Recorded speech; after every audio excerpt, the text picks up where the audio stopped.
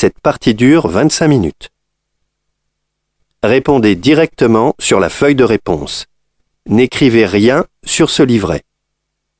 Vous devez choisir une seule réponse, A, B, C ou D, et cocher une seule case sur la feuille de réponse. Attention! Si vous vous êtes trompé et avez, par exemple, coché la case B, cochez une nouvelle case et entourez cette case. Nous commençons. Tournez la page. Écoutez l'extrait sonore et les 4 propositions.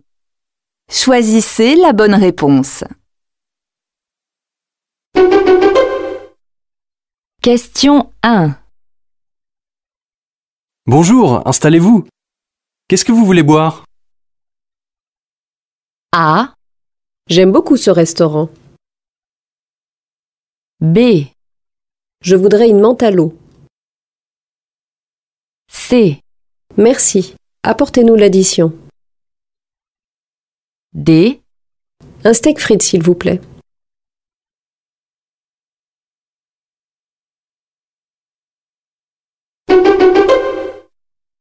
question 2. Oh, j'adore ce présentateur télé.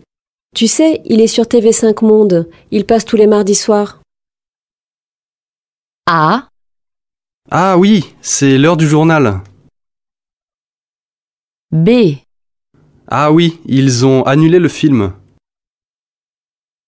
C, Ah oui, j'ai déjà regardé ces émissions.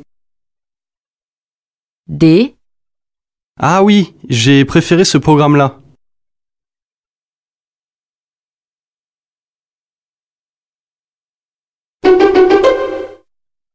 question 3.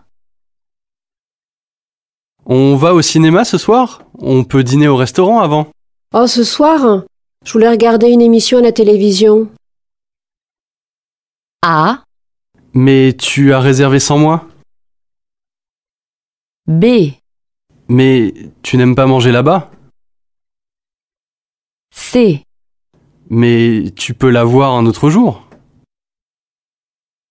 D, Mais tu vas sortir lundi prochain?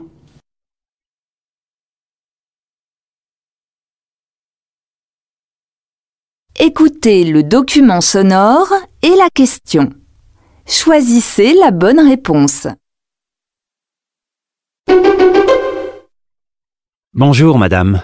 Bonjour, je viens d'arriver à la gare et mon train est déjà parti. Qu'est-ce que je dois faire? Montrez-moi votre ticket. Ça vous coûtera 15 € pour l'échanger. Bon, très bien. À quelle heure est le prochain train pour Bordeaux? Dans 20 minutes. Quai numéro 5. Question 4. Pourquoi est-ce que cette personne se présente au guichet?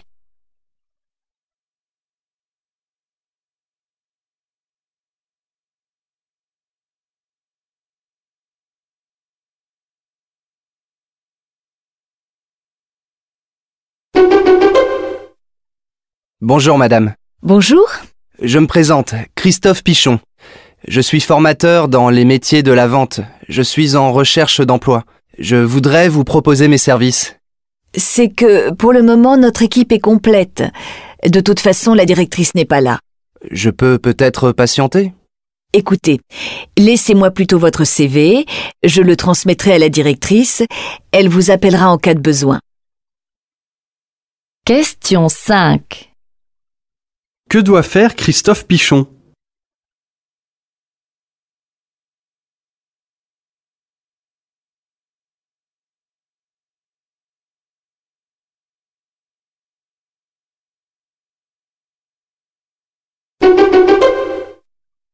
Secrétariat du docteur Bailly, bonjour. Bonjour, je suis Madame Dumiel. Je suis vraiment désolée, mais je ne peux pas venir à mon rendez-vous de 14 h aujourd'hui. Pouvez-vous venir demain à 14 h? Malheureusement, non. J'ai un déjeuner professionnel. Attendez. Il y a une possibilité tout à l'heure à 17h30. Très bien. C'est noté. N'oubliez pas d'apporter votre bilan sanguin. Oui, merci, au revoir. Question 6. Qu'a fait Madame Dumiel?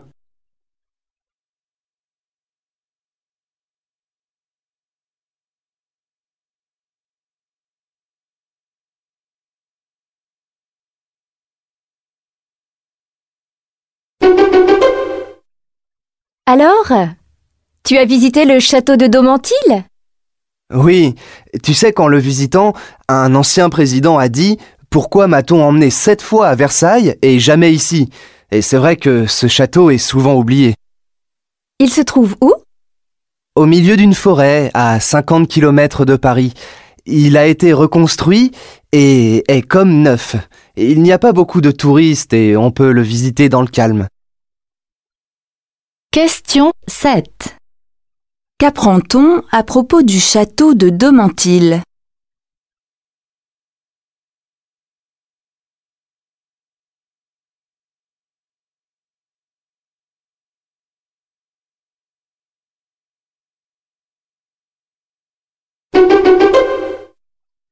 Et maintenant, chers auditeurs de Radio Loire FM, l'annonce d'Oriane. Bonjour, je m'appelle Oriane. J'ai 22 ans. Je voudrais partager un appartement avec des locataires qui travaillent comme moi. Je ne souhaite pas vivre avec des étudiants car ils font trop la fête. Je suis jeune, mais j'aime le calme. Pour moi, l'argent n'est pas un problème, mais je veux habiter avec d'autres gens. En effet, je viens d'arriver dans cette ville et je ne connais personne. Question 8. Pourquoi Oriane veut-elle vivre en colocation?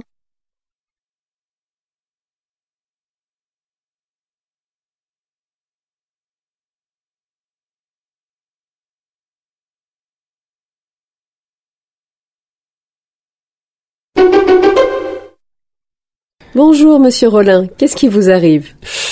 Je me suis fait mal au dos en déplaçant un meuble.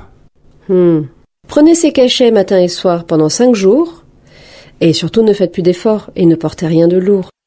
Avec mon travail à la piscine, ça va pas être facile. Je vous donne un arrêt de travail de quelques jours.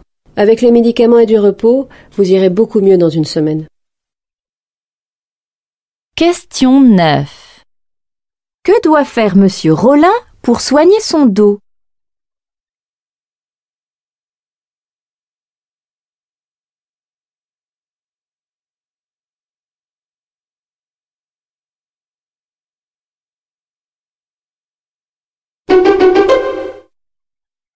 Nous vivons dans un monde qui est un monde de l'impatience, de la rapidité, et les apprentissages veulent tous de la lenteur. Et l'école du numérique, vous n'y croyez pas, il me semble, pourquoi?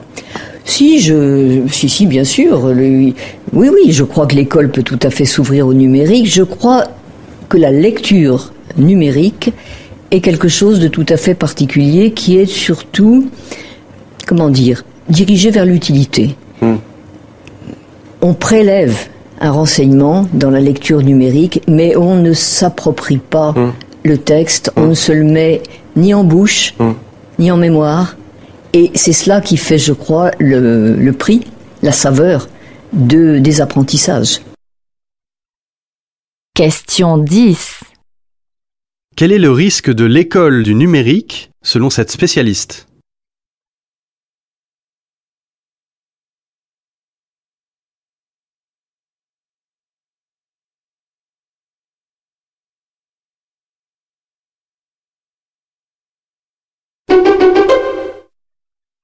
Est-ce que vous savez que le premier groupe mondial pour l'enseignement du tourisme et de l'hôtellerie est français?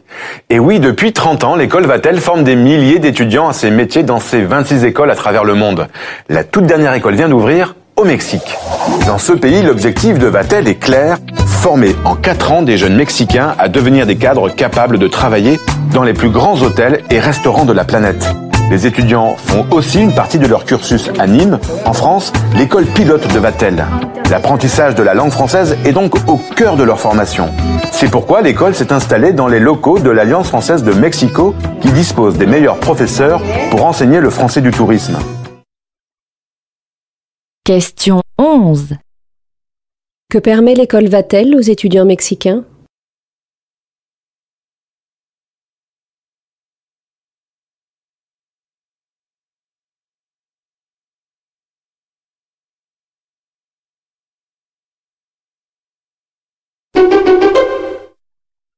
À l'heure du numérique, la production et la diffusion du cinéma africain se portent-elles mieux aujourd'hui? Le numérique n'a jamais permis au cinéma de bien se porter. Le numérique est un outil qui permet de tourner plus vite, avec des équipes plus réduites, donc les coûts du personnel moins importants. Ça permet de produire donc plus. Ça permet de produire plus vite, pas forcément plus. En revanche, ce qu'on a remarqué grâce au numérique, c'est l'explosion d'un genre, c'est la série. Question 12. D'après la personne interviewée, que constate-t-on dans l'industrie du cinéma à l'heure du numérique?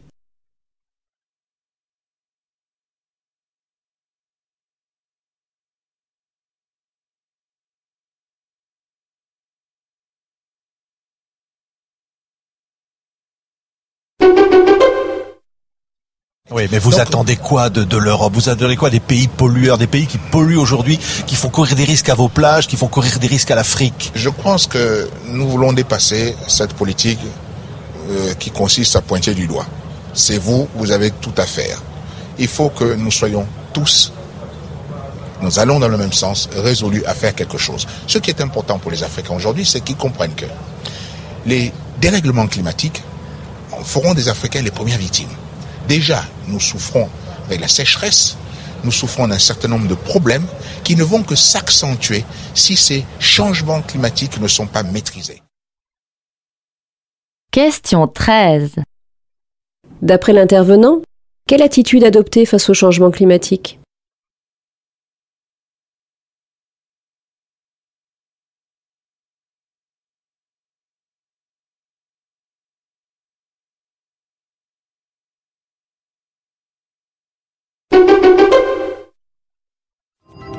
Un million de tonnes chaque année, c'est ce que représentent les couches jetables en France. Chaque nourrisson en gaspille 6000 pendant les 2 premières années de sa vie. Le groupe Suez évalue en ce moment le potentiel de recyclage des matières. Plastique, fibres, polymères pourraient être valorisés, voire servir pour produire du biogaz. De quoi éviter un immense gâchis. Colin, je vous ai vu réagir sur les couches culottes. Alors, ça peut paraître anecdotique, mais oui, c'est un vrai problème. Mais j'avais jamais pensé que en 2 ans, mes enfants avaient porté chacun 6000 couches culottes. C'est énorme. Et c'est vrai que on se rend compte qu'on génère comme ça beaucoup de pollution dont on se rend pas compte et qui viennent du confort dans lequel on est. Question 14. Comment réagit l'invité de l'émission?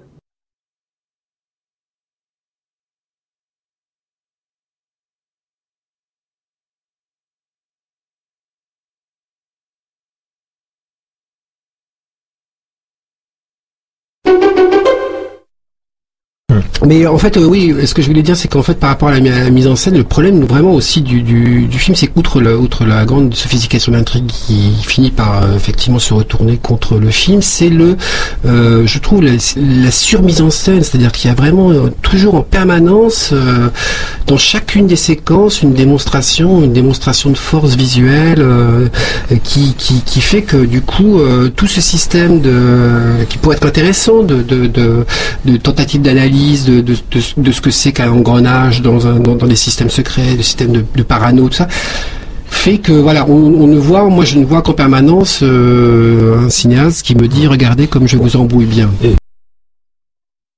Question 15. Que reproche le journaliste à ce film?